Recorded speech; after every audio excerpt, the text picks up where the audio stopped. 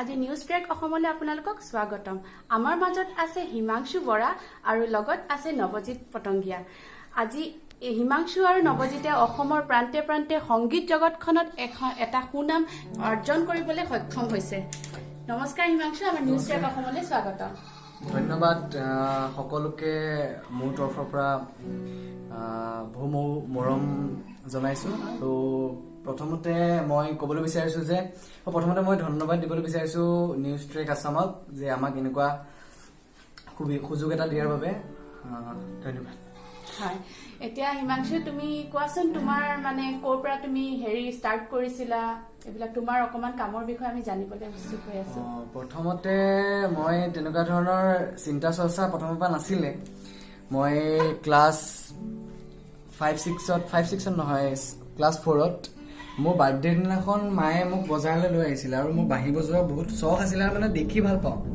তাৰপিছতে মোৰ কি হৈছিলে, মায়ে মোক বজাৰত এটা সৰু 60 ৰুপিছৰ বাঁহী কিনি দিছিলে আৰু সেই বাঁহীটো লৈ পেলাই মই চৰ্চা কৰি মই আৰু ইয়াতে ক'বলৈ বিচাৰিছোঁ, আজিলৈকে মই বাঁহী শিকা নাছিলোঁ ক'তো।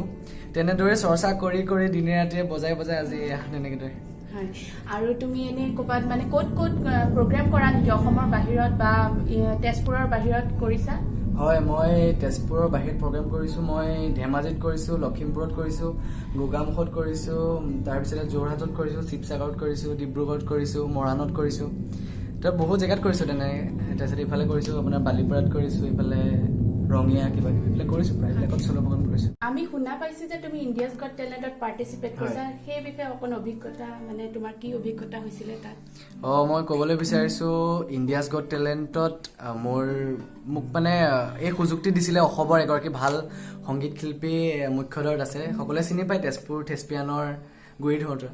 তাৰপিছতে মুখ্যদৰত আছে মোক এই সুযোগটি দিছিলে ইণ্ডিয়াজ গট টেলেণ্টত। মই তেজপুৰীয়া থেস্পিয়ানৰ লগত ইণ্ডিয়াজ গট টেলেণ্ট গৈছিলোঁ আৰু আমি 5 নম্বৰ ৰাউণ্ডলৈকে গ'লোঁ। তাৰপিছত মই আইতা ঢুকোৱাৰ কাৰণে গুচি আহিবলগীয়া হ'ল। এতিয়া আমাক তুমি আজি কি শুনাবা? বাকী তেনেকে আজি বাঁহী বজাই শুনাম বুলি ভাবিছোঁ। আৰু আপোনালোকক মই প্ৰথমতে মোৰ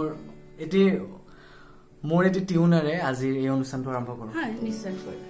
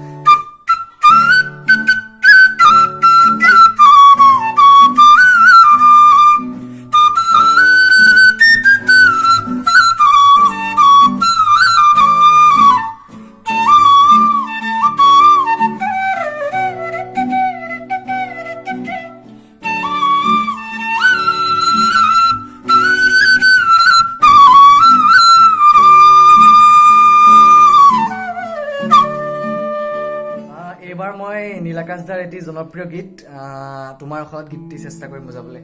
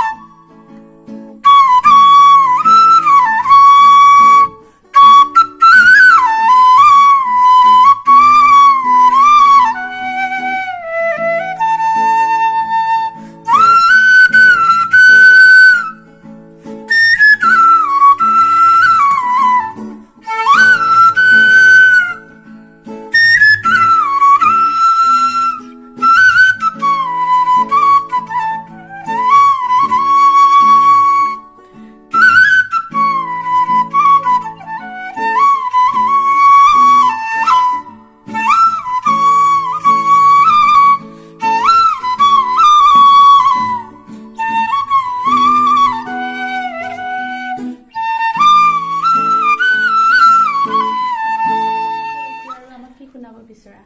এতিয়া মই সকলোৰে মৰমৰ শিল্পী সকলোৰে হিয়াৰামঠু জুবিন গাৰ্গৰ এটি সুন্দৰ গীত, সেই গীতটি মই বজাবলৈ চেষ্টা কৰিম।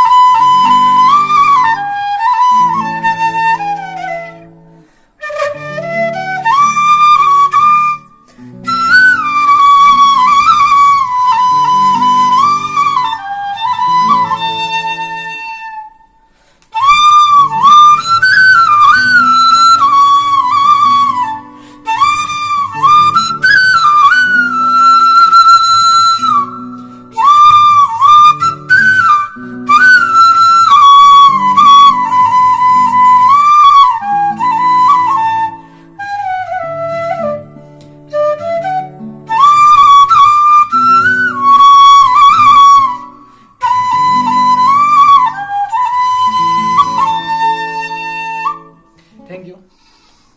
নমস্কাৰ, মোৰ নাম শ্ৰী নয়নজিৎ পটংগীয়া আৰু নিউজটেক অসমৰ সমূহ পৰিয়ালবৰ্গলৈ মোৰ ফালৰ পৰা বহুত শুভেচ্ছা জ্ঞাপন কৰিলোঁ। ধন্যবাদ।